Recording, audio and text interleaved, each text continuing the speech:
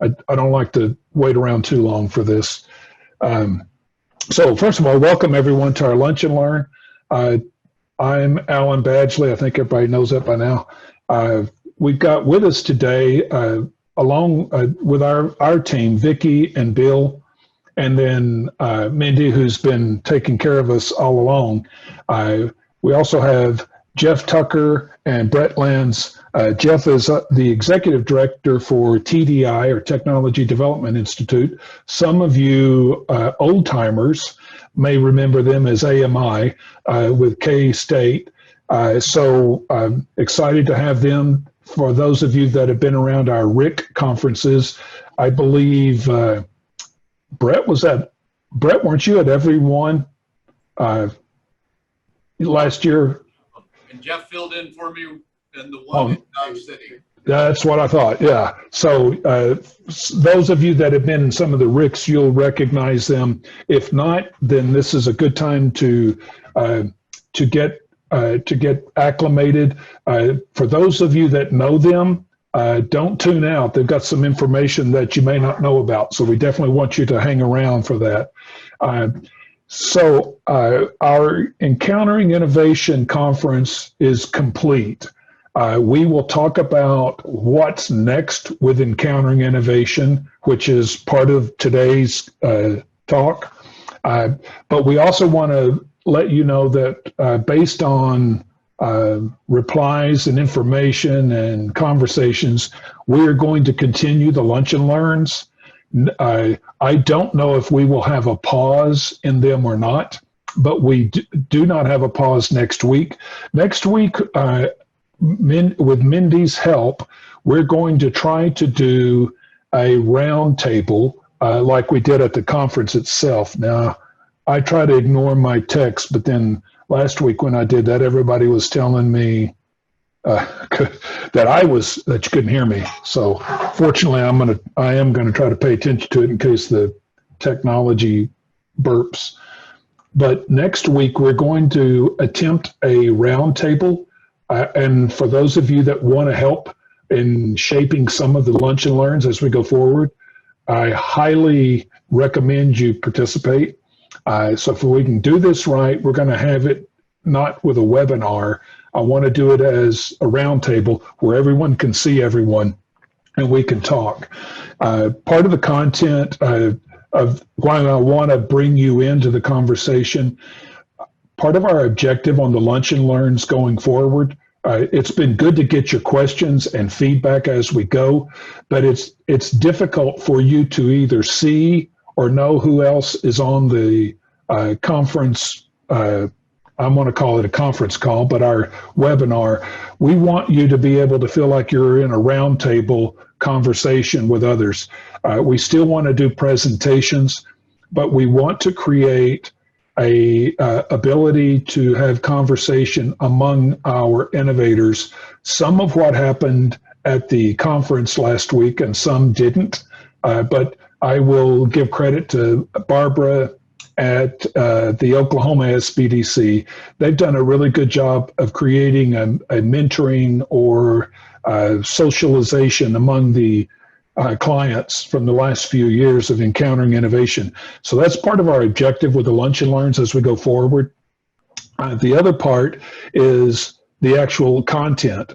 Right now, we're looking at 4 major commercialization efforts as far as ongoing. That's DoD, obviously that's who we've targeted as our main target with Encountering Innovation, but also Department of Homeland Security, and then DOE, and then NASA. We've got Rick Slater with Johnson Space Center that's going to be, we'll be introducing in the weeks to come about working with them on a commercialization effort. Very exciting information with what they're doing. And then also efforts with DOE and Department of Homeland Security. So each of those are going to be a separate segment. So some of you as innovators may freak out going, I can't come every Friday. we won't have the same type of content every Friday. It will. What we're trying to do is set it up in our plan to where DoD would be like first Friday, whatever Friday that is, first Friday of the month, and so forth, to where it'd be a rotation. That's the plan, the way we're looking at it right now. We've got we're working right now with some content, some special things that we hope we can reveal as early as next week on some of the stuff that will fill in the gaps there. But we want you to talk to us. So if you can, please plan on coming back next week. We most likely won't have a lot of content next week. It'll be more of shaping the lunch and learn as we go forward, trying to create the roundtable effect. So if you can, if you will, please hang on and show up next week and help us develop that. We want your feedback. With that in mind, I'm going to turn it over to Jeff and TDI. So give me this. Oops, let's see. I need to stop share where you can take over. All right, Jeff, the screen is yours.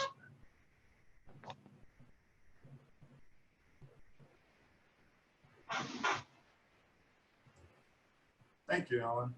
Appreciate that. And thanks for the opportunity today. I'm assuming you can see our slides. We see them. Great, great. Well, today we wanted to take an opportunity to share a little bit more about TDI for those of you who have not been introduced to us and know us. Talk a little bit about our capabilities, and then Brett is going to share some new information on a new program we have in partnership with the Economic Development Administration tied to the CARES Act funding program. And then we'll leave it, available for any questions and answers or anything that anybody else wants to know about what we do and the program that we have specifically. As Alan indicated, the TDI used to be known for the first 33 years of its life as the Advanced Manufacturing Institute. We are part of K-State's College of Engineering.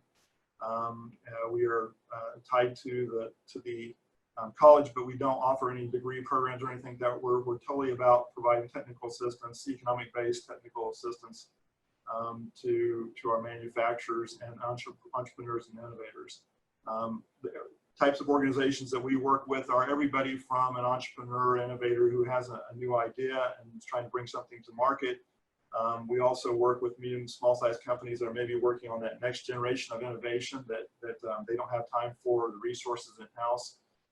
For some of our larger clients, we may be functioning as a skunk works. And then we also are working with the university research community essentially as an innovation accelerant, where we will bring sort of the engineering side to the science of what they're doing in their research programs. We'll help them develop apparatus, equipment, do testing and such. Our team is 10 full-time staff who every day are working with business and industry. And it's a combination of mechanical, electromechanical, commercialization staff, a variety of technical individuals. We have been in place since 1985, but if you wanted to, we look at 1995 as sort of a benchmark year when we moved into our facilities, which I'll share a little bit more about. But we've done about 2,500 projects with about 600 different clients during that time frame. And really what our staff is every day focused on is providing technical support to help people bring new products and technologies to their company in an effort to grow their businesses and support the state's economic prosperity. If you were to come to Manhattan, we do not sit on main campus. We sit in a 22,000 square foot facility on the east side of town. About half of it is prototype and fabrication space. The other half is design and engineering offices. So we have a variety of metalworking operations. We do laser machining operations, water jet cutting, press brake operations, welding. We also have some rapid prototyping, additive manufacturing technologies, and are continually looking to expand our capabilities with the type of innovation tools and prototyping tools that our clients are demanding on a regular basis. As I mentioned, our team is full of, are basically all from industry, working with industry every day. And the type of organizations that we work with varies, and the type of projects that we do are everything from helping somebody do maybe market research and commercialization with our business assistance services, all the way to doing a prototype, doing a design, developing products or baseline technologies, and then actually looking at the manufacturing technology. Sometimes that may be developing automated solutions. We are streamlined to work with business. Even though we're part of Kansas State University, we have a very straightforward process for engaging us. We are a fee-based operation, but we do get federal programs to help offset some of those costs, which is one of the examples that Brett is going to be talking about today. But we also have a pretty extensive network of resources that help fund some of these projects, or can find some funding sources to help move some of these projects forward, whether it's within our own capability and or some of the other types of organizations that we're connected to.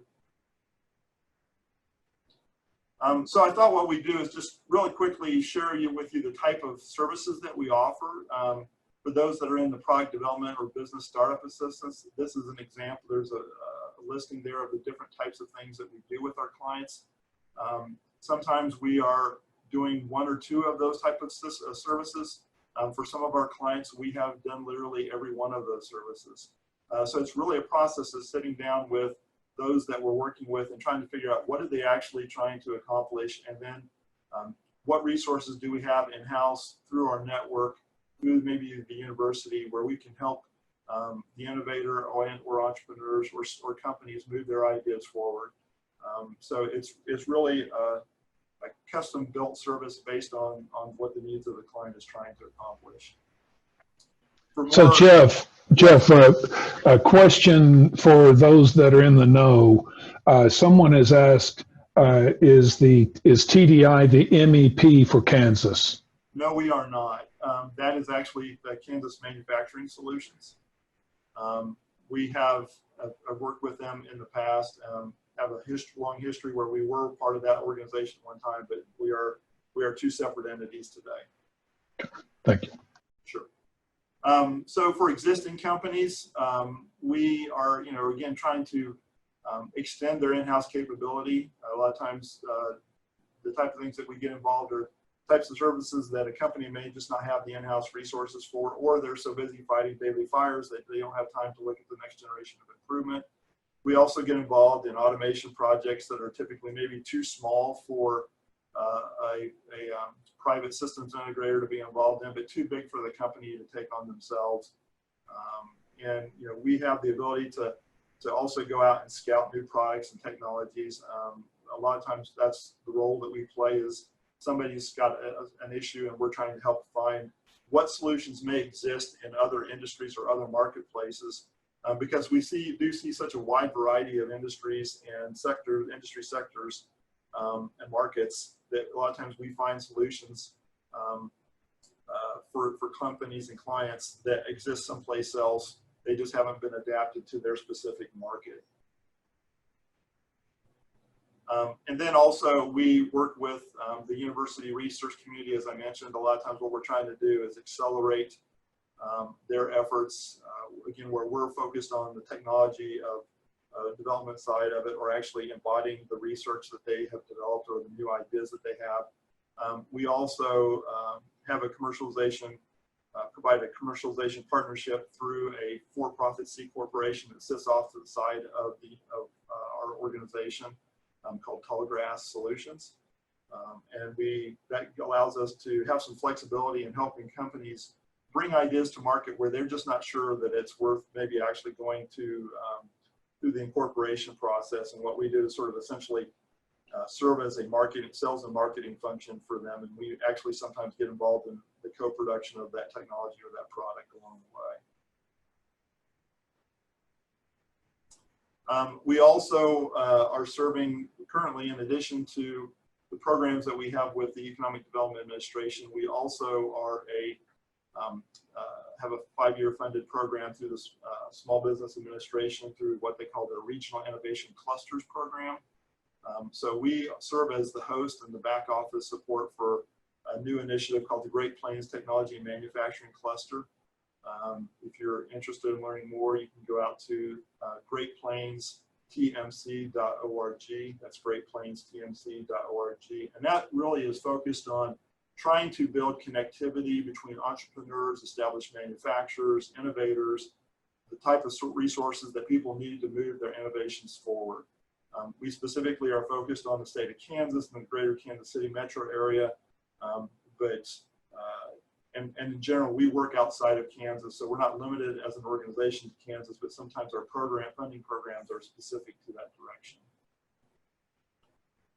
And just, the goal of that program is it's membership driven. It's a free membership, so it's really, there's no cost for being involved in it. It's just a part of our process of knowing who we can get information sent to. But it really is about trying to be a clearinghouse and an information resource, helping companies and innovators to find and be found. So it's basically a industry liaison curated service that we're providing through this program, and just again focusing on the economic prosperity of the region, the greater Great Plains region. So that's sort of a 30,000-foot flyby of who TDI is as an organization. I'm going to let Brett share a little bit more about one of our new programs that we have with the Economic Development Administration out of the Denver region. So as Jeff had mentioned, this program was actually funded through the EDA, through the CARES Act funding that came down earlier this year. And really what this program is designed to do is help to offset the economic impact of COVID-19 for innovation-based companies.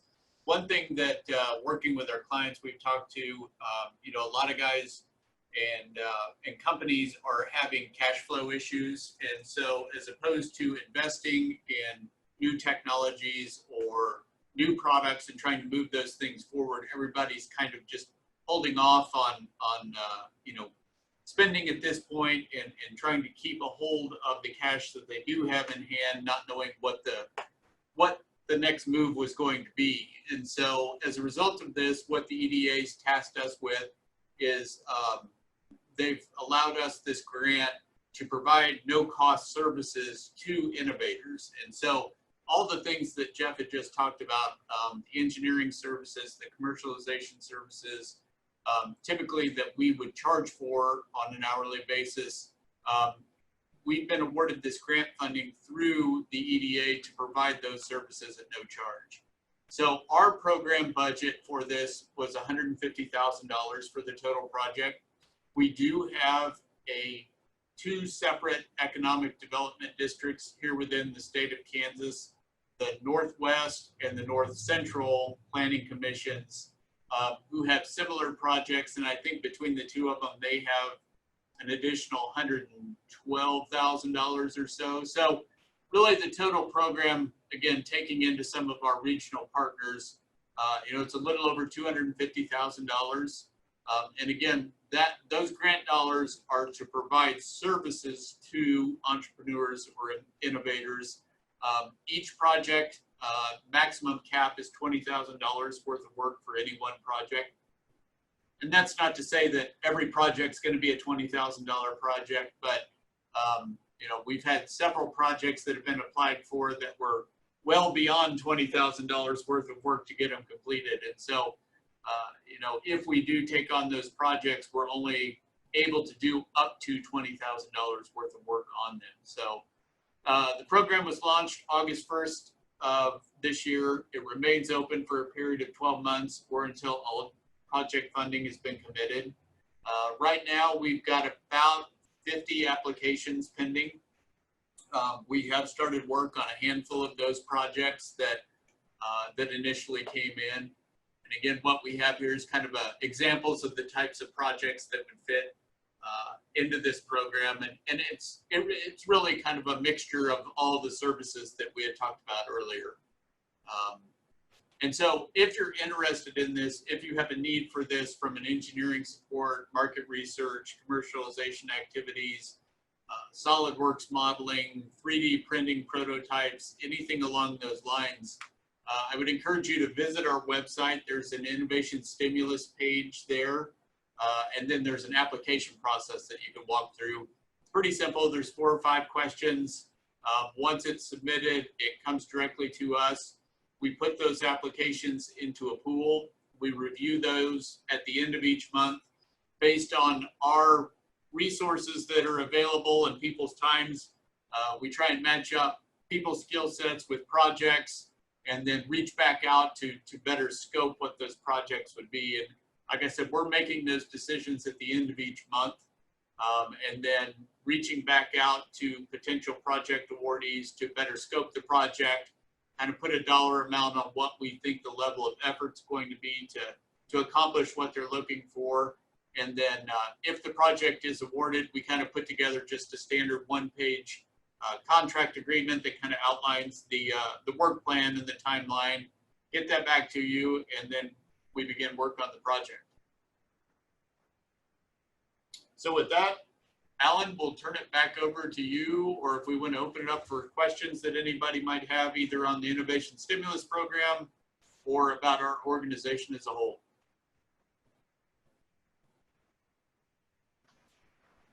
So first question that they've got, and I was listening and taking notes and then watching for questions, so I'm not sure if you actually said this. I think you kind of covered it, but just a confirmation. Are companies limited to Kansas?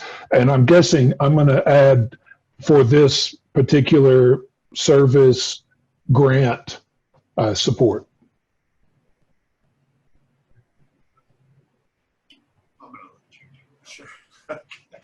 You know the regs of the EDA better than I do. So this money that was made available to us is primarily considered supplemental to our University Center grant with the EDA, which has a designated service region of the state of Kansas and the greater Kansas City area. There is a little bit of flexibility with that, but it really has to stay within the Denver region.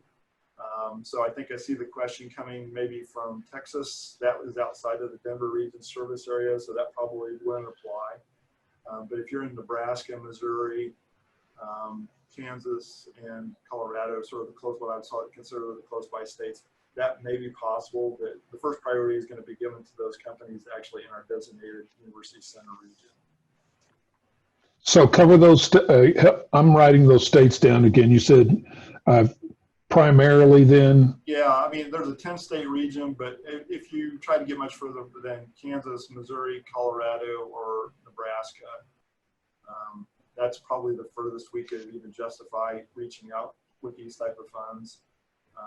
But, you know, the lines are dotted lines across those state boundaries from our perspective. But, again, first priority is going to have to be given to those entities in our designated service region. Okay, so if someone likes what you're talking about, do you have I'm going to follow up with a question. Do you have are you connected well enough with others that you could give them a good idea of someone in their area that could work with them? Yeah, I mean, to the extent that there's other entities like us that are trying to, you know, this is a program that we uniquely designed with these resources. So it's not like there's other entities in the region that have the same exact program across across the EDA's service region. This was our program that we put together. There may be other entities like, you know, tying up to the MEP up in Nebraska and others up there in terms of assistance. I don't think you're going to find the same type of innovation stimulus program in other places, though. At least I'm not aware of it. Yeah, so the CARES funding through the EDA that came to us was an open-ended grant. The Innovation Stimulus Program was something that we structured ourselves and began offering. So it's not, the Innovation Stimulus Program is not an EDA program that other people are offering as well. Gotcha. Okay. So let me ask you another question. Is there a focus of is there a type of client or a type of technology or a type of need that you are centering in on that you would try to use these funds to assist? No, this is wide open. And if you looked at the 50 applications that are sitting in the pool right now, it ranges all the way from you know, market research, patent assistance, doing solid work modeling on existing products, because we've got manufacturers that have been building products for 30 years and don't have drawings on any of the parts. You know, new product prototypes, prototype evaluations. I mean, it just a range of everything. And so again, you know, we don't want to limit or deter anybody. If they need assistance, we encourage them to go in, make an application. And again, if we don't have the resources, you know, we're not going to take on the project. But if we don't know about the project, you know, we're not going to be able to help them for sure. So we encourage everybody to just go in, fill out the application. And even if we're not the right resource, if we can put them in contact with somebody that might be able to help them once we understand what they're looking for, we'll certainly do that. So. And in addition, I mean, we also have in addition to these funds, even if and when these funds will run out, we do also have another matching fund program, a small matching fund program that we offer, you know, for projects in similar ways. Like if the project came in and it was, let's say, a $5,000 project or a $10,000 project, we have the ability to do up to a 50-50 match on those type of projects. And again, that's sort of a small amount of funds that recurs and is annually recurring until the end of our university center grant. But that's another option if you know, depending upon the project and the degree of fit for it. All these things, all these programs from EDA are really focused on creating economic impact. That's what they're trying to do. So it's not just about advancing the innovation. It's also trying to say, what's the economic impact? You know, is it a company startup? Is it going to, you know, create more employment somewhere down the road? Those are all things that these type of sources of dollars are typically focused on.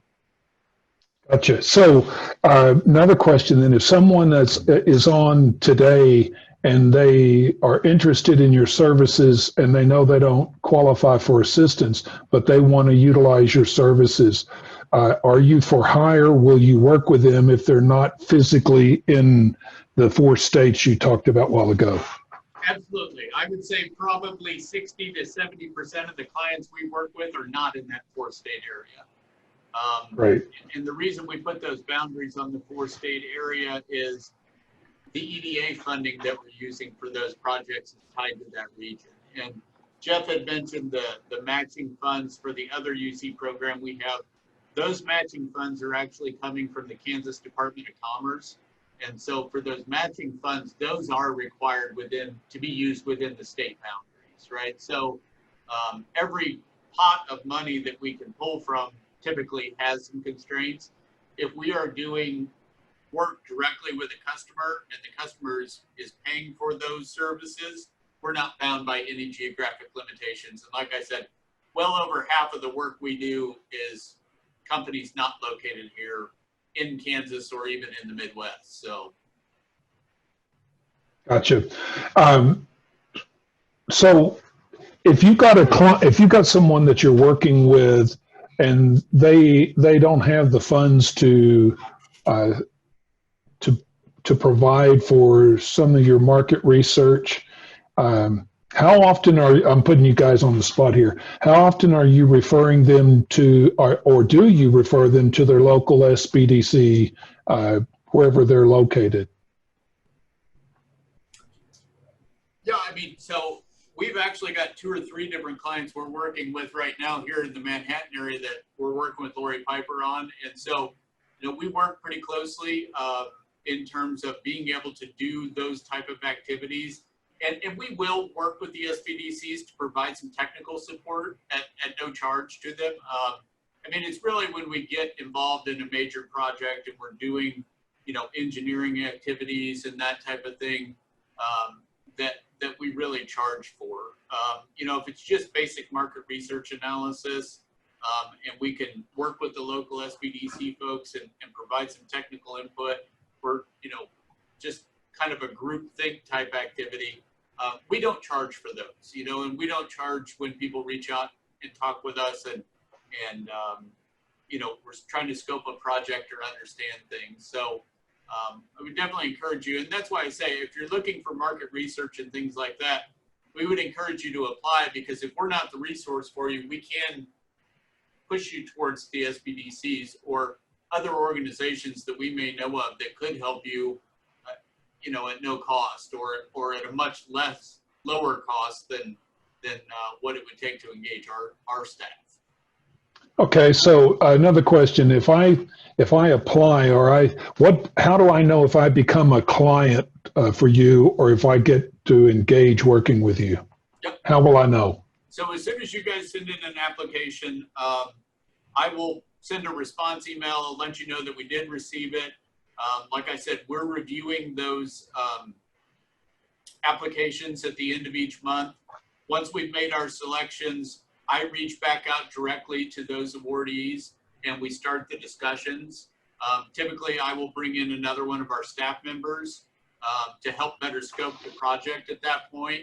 And then if after we've had those discussions, scope the project, like I said, we'll go back and put together one of our contract proposals.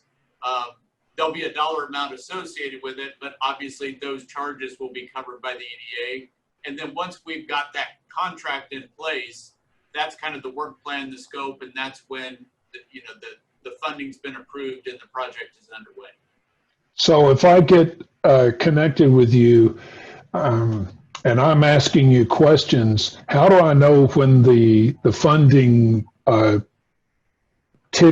clock starts ticking and I start losing money? In other words, how do I know that I'm safe to ask you a question, whether or not you're chatting with me or I'm on the clock and it's depleting my funds? So until you actually sign an agreement with us and actually are signing an agreement with us, there is no cost. Okay, so I'm safe then. Following up and asking questions and trying to understand, and Brett said, if we're trying to get an understanding of the project and if we're the right resource, or how can we put together the team of the right resources. We have programs like the SBA program that I mentioned that sort of underwrite our cost of involvement and time and spent on those front end activities. But as Brett indicated, once we start actually a development project and put a scope of work to it, and you sign an agreement, that's when we actually are there's a financial commitment or money being taken off that right. So that contract lists out the activities that we are going to accomplish and the dollar amount associated with that. Anything that goes on before that contract and that list of activities would not be charged out against the project. Okay, so then for everybody on the call, understanding then if they reach out to you, they're safe. They're not going to get surprised with anything by chatting or talking, or they can ask any question they want to, and they're safe. Right. Yes. Yeah. We're not going to charge for those initial discussions or anything, like I said, until we actually put together a scope of work and a contract and a timeline and someone signing off on it. We don't charge for any of those activities. Because the reality is sometimes there may be a better resource that's depending on what their technology is or what they're trying to do that we can direct them to and get them connected with. So that's our goal, is to help our entrepreneurs, our innovators, and our companies move their ideas and innovations forward. And so we just have to have a way to cover our costs in doing that. But, and we're trying to do that as cost effectively as possible. I mean, we realize no one's got unlimited funding and dollars are always precious. And so anything we can do to either save dollars, save time, save expense, sending people to the SBDCs to do some of the early stage market research and have your staff help them at no cost makes a lot more sense than, paying me $10,000 to do the market research. So absolutely, anytime we can do that, anything we can do to save money and time, that's our focus.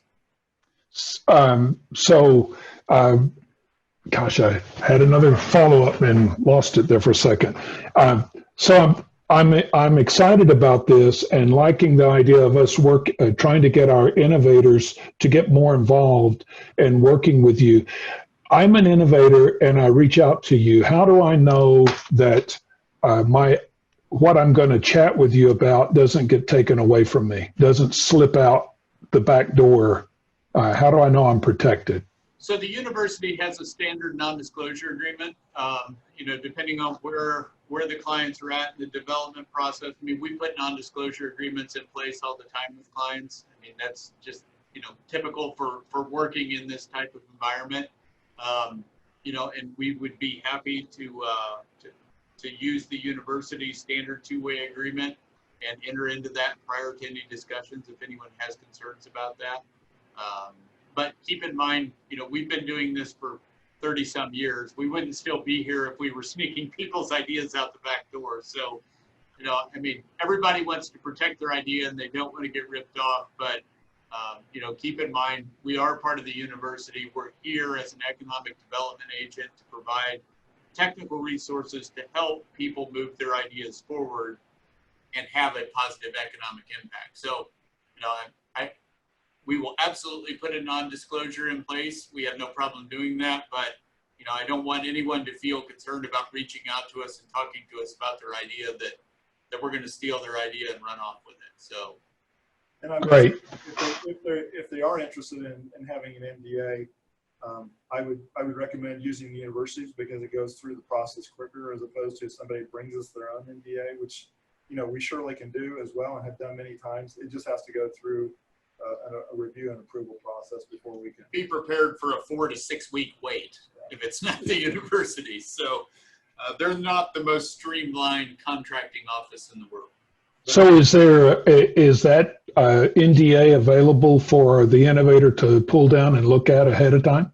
Absolutely. If you go out to the K-State website and just do a search for CDA, it's the Office of Pre-Award Services. All their contracts and everything are out there on K-State's website. They can go in and pull down the template and take a look at it. But it's a very standard, sterile two-way agreement that the university uses with all corporate engagement sponsors. But Gotcha. Also to clarify, Alan, in terms of contracting directly with TDI, we have sort of a pre-approved process with the university, so it's much more streamlined than what the normal university process is For our project. for our projects. Right. Gotcha. Okay. Do we have, I see one question, and maybe it's geared more towards me or the SBDC. It says, my primary business for the last 41 years is supporting innovators with their product development and IP assistance, CAD, prototype, and manufacturing. How can I get listed as a pay-as-they-go resource?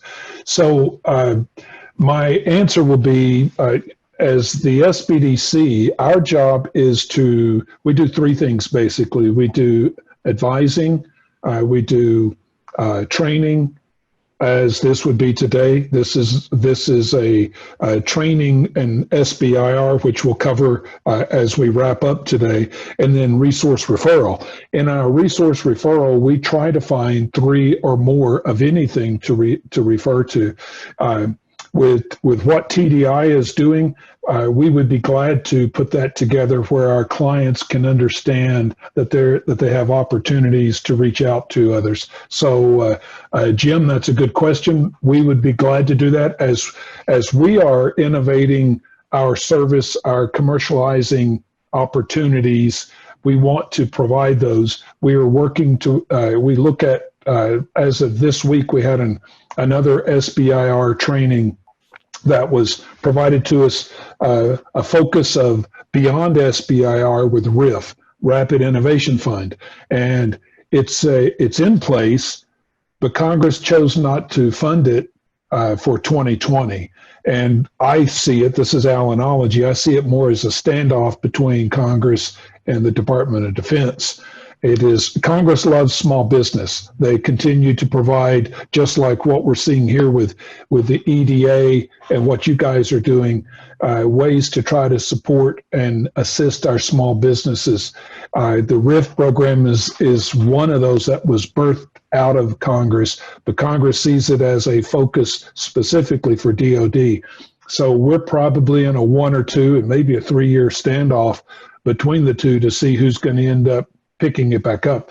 What we saw was proof that the program is productive. It actually makes money technically for the government. It's a good program. It funds, just like you were talking about economic impact, it creates economic impact. So we want to continue to push things like that. So as we move forward, if there are no other questions, let's see, I got one I'm going to have to read, see if it's roundtables. Okay, that's I think something for what we're going to talk about next. I appreciate what you guys are doing. I know that some of our what we call tech coaches, our SBDC advisors, are more in tune with what you do, such as Laurie Piper. What I would like to do is I'd like to challenge you on a follow-up with our lunch and learn, because part of what we're trying to do as we refocus this a little bit is to have more conversation in this lunch and learn, not just me talking for the innovator, so to speak, or the one asking the questions. But I'd like to see if you guys would be willing to work with Laurie Piper and come up with a client or two that might be willing to use as a case study. And if it's not Laurie's, it doesn't have to be Laurie's, but I'd like to pull the SBDC advisor in and a client along with what you're doing to give our clients a little better understanding of what transpired, what were the roadblocks, financially maybe, as well as engineering or development, and then be able to discuss in a way that they're safe, where it would reveal a little more of what you do. We seem to get a lot of requests for real world examples or case studies. And if you guys would be willing to do that, I'd love to have you back on one of our lunch and learns and give a case study example. Yeah, I think we can surely take a look and see if there's something there that we can share and get our clients to be willing to open up about. I mean, probably to the point of your own innovators, there's a time lag between this development work and the market entry, right? So it's just a matter of finding somebody who's willing to share at that level. But yeah, we would be happy to do that if we can. Great. Okay. Thank you. I appreciate that. Any last words from you? I don't know that Mindy, or you or Vicki, I don't think am I missing anything? I don't think I've seen anything else on questions. Let's see. There might be one down here. I think. Well, I see one from Bijou in Texas. He's kind of my counterpart down there in Texas. He says, does TDI also take IP ownership on innovations ideas that they add to the project? Typically, when we're working with our clients, we encourage them to get everything filed up front if they're going to file anything. We also have in our contracts that the university is horrible to work with from an IP standpoint. The university's stance on it is if we contribute to it, we own it, or we have partial ownership of it if we're listed as inventors. And so the way we typically work with clients is, one, we encourage them to get something filed before they start working with us, because then there's clearly defined ownership. The other aspect of that is we write into our contracts that we are not working on anything that does not belong to the innovator. Therefore, any activities that we're doing, any hands-on development activities, is all at their direction and with their knowledge. And as a result, they retain ownership of everything they do.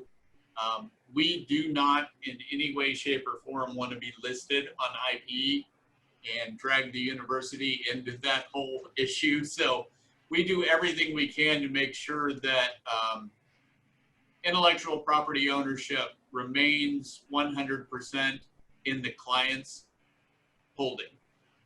And to the extent we even include that terminology in our contracts, that we will not work on anything that does not belong to the client.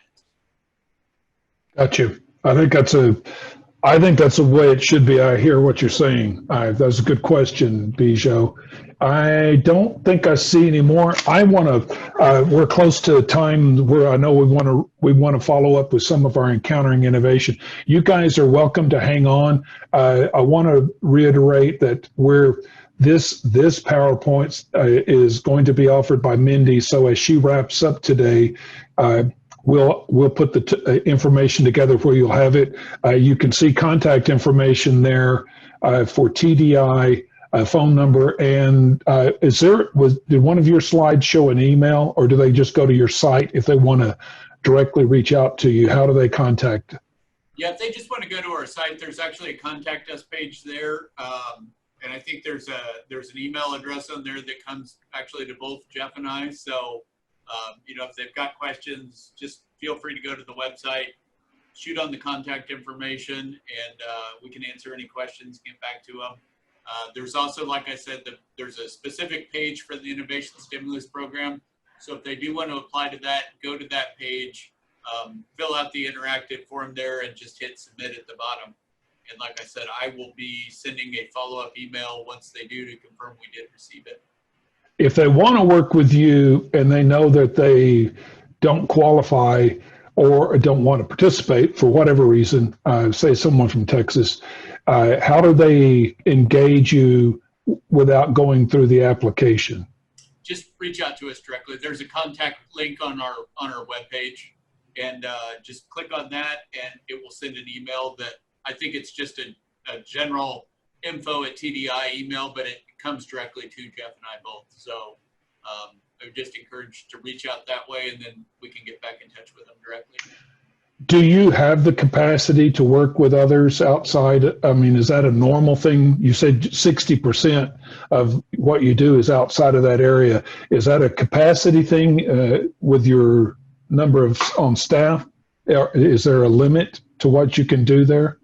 No, not really. I mean, it is a capacity limited, just basically from resources, from staff resources, right? I mean, obviously we've got the innovation stimulus funding, and we've got some other funding that we have to spend within that region, right? So, that 40% kind of is spending those grant dollars that we have to do.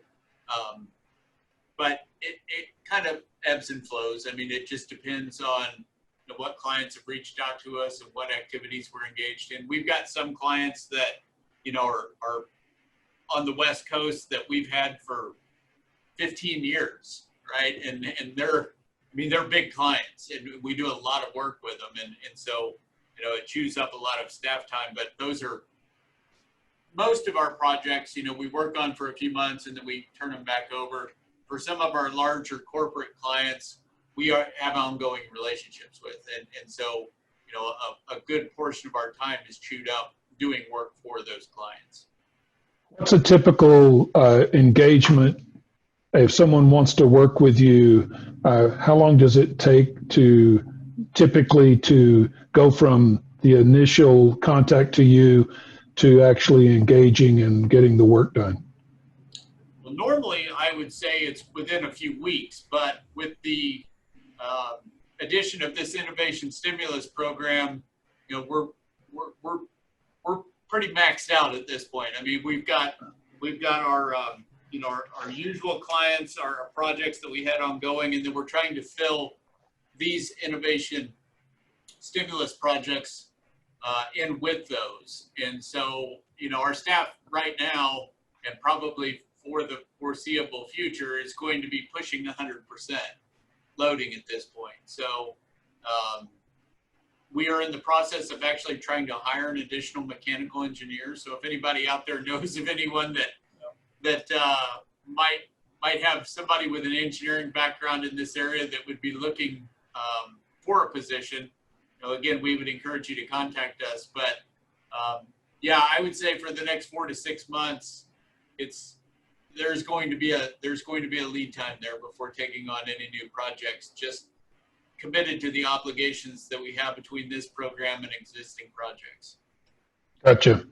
All right, guys, I really appreciate your time.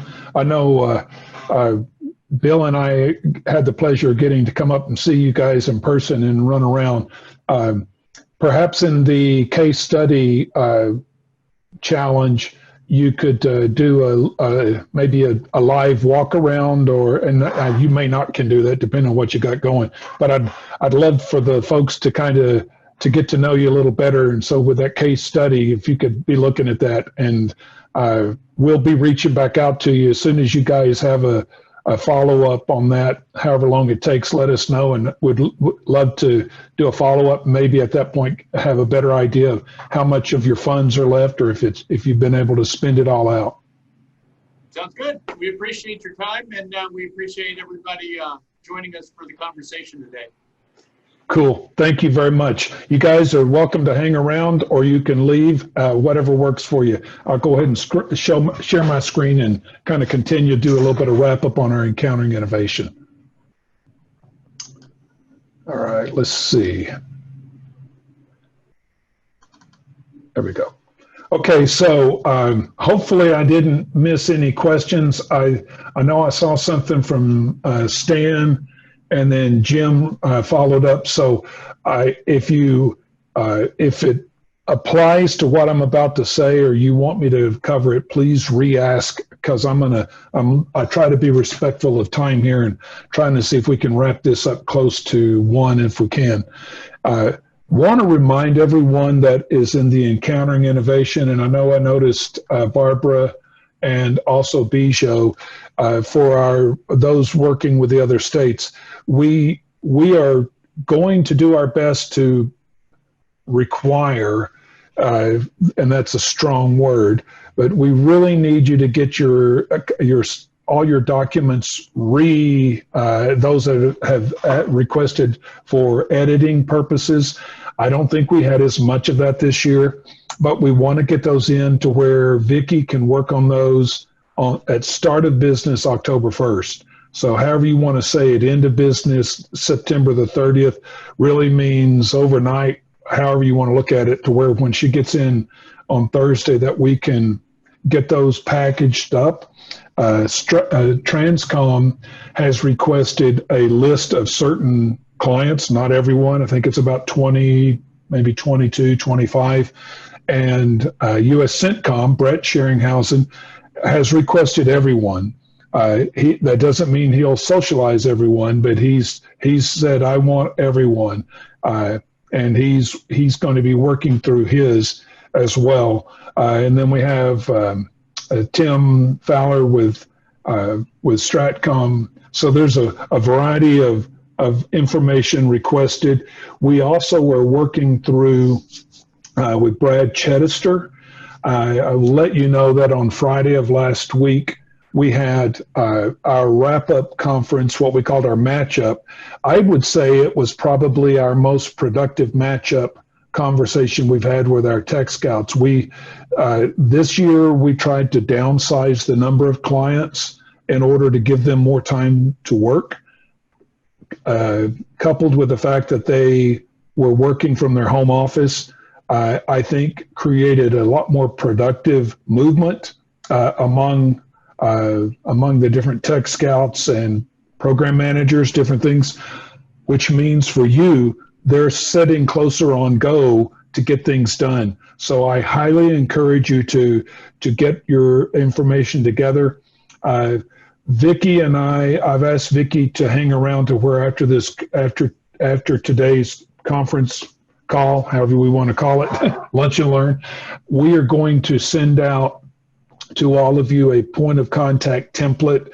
We've had some questions, and so we want to get you something that we can utilize to where we have a standard. We have the standard that we've been using, but we've been getting certain questions and a little bit of, so, communication's two ways, not a one-way communication. So if you're misunderstanding or we have some confusion, then we need to try to clarify that as productively as we can. So Vicki and I are going to try to settle that. So look for something from EI Admin today, and we will get that out to you to where you can have something. Vicki, does that sound right? yes, it does.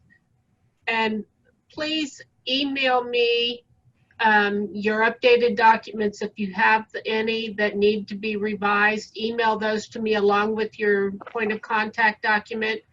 Send the point of contact as a Word document if you would, and if you want, you can attach it as a PDF.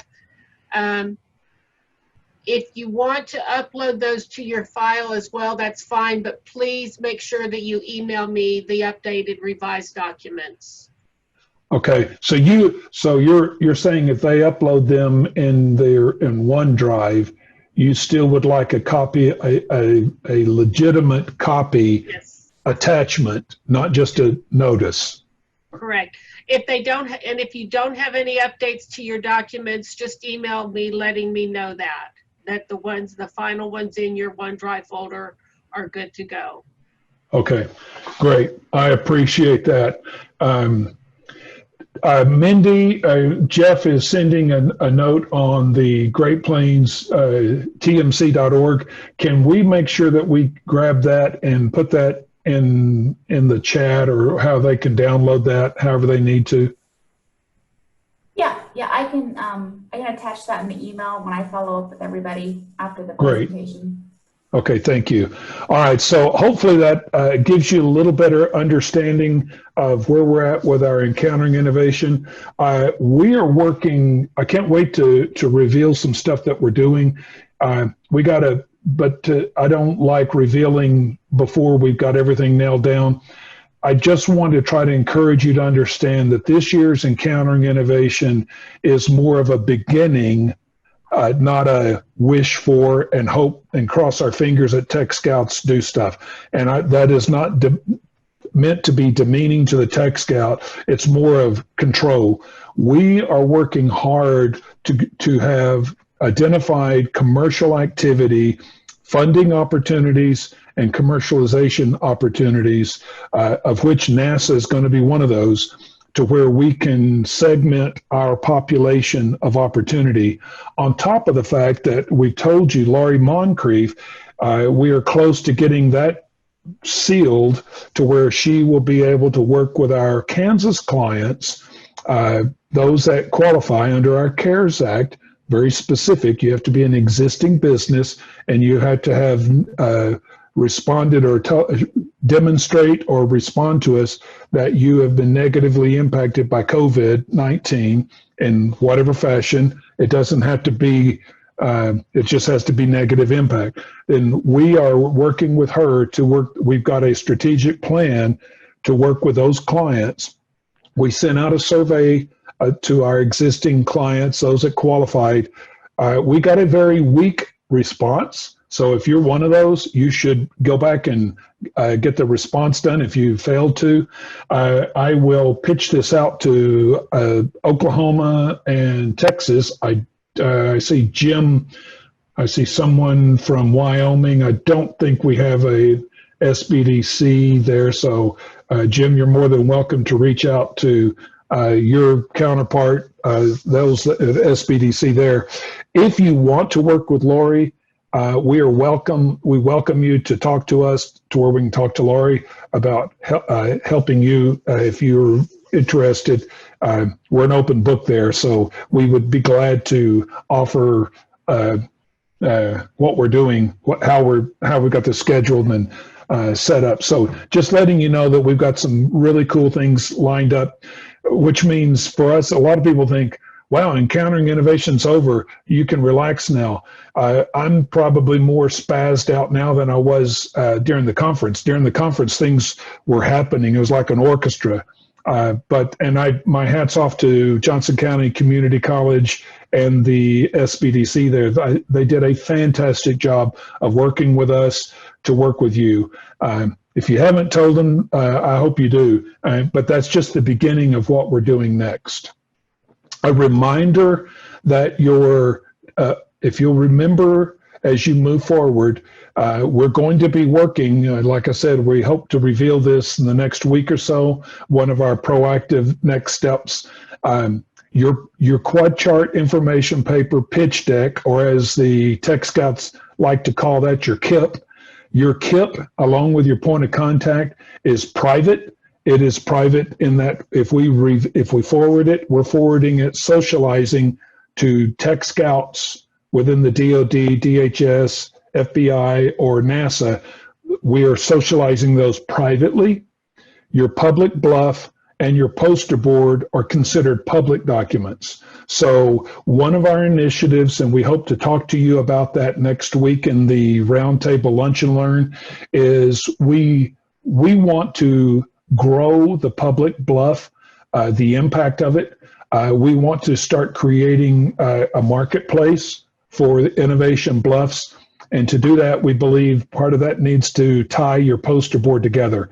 So if you look at your poster board as a public document and how we can tie your poster board and public bluff together, we want to have that conversation next week as well, to where we can start socializing your innovation in a way that we start attracting other companies, as well as possibly innovators to tie together, along with other tech scouts outside of DoD. So this is part of our plan. If you don't like that, you need to be part of the conversation. Tell us, I don't think that works. I wouldn't want to. Or if you like it. Either way, we want your input. That's a public, we consider that a public document, but we're not going to poster board. We're not going to tie your poster board to your bluff without your permission. But we are telling you it's a public document. So come ready to talk about that next week.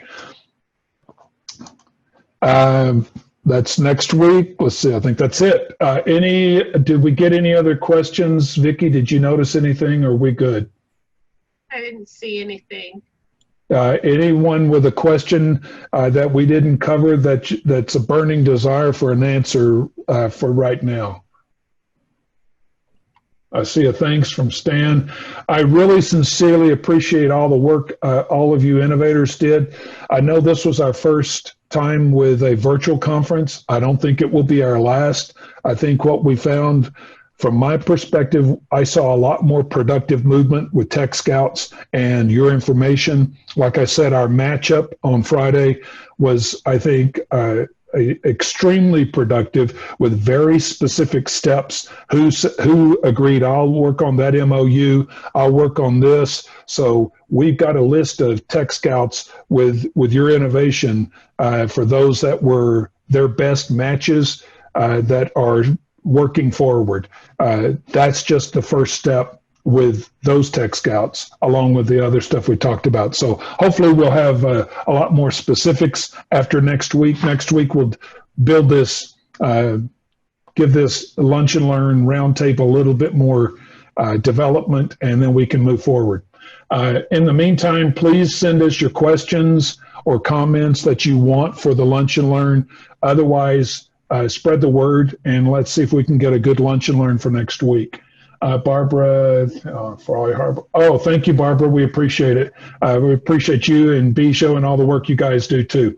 All right, with that, I think we're done. I appreciate your time. You'll get a follow-up with this from Mindy, reminding you that we are working with SBIR, their program, the multiple programs with the Tech Scouts. So that will be part of the Lunch and Learn as we move forward as well. So we will see you next week. Any questions between now and then, let us know. Otherwise, we'll see you then. Don't forget your documents and get those to us where we can get those out. Thank you.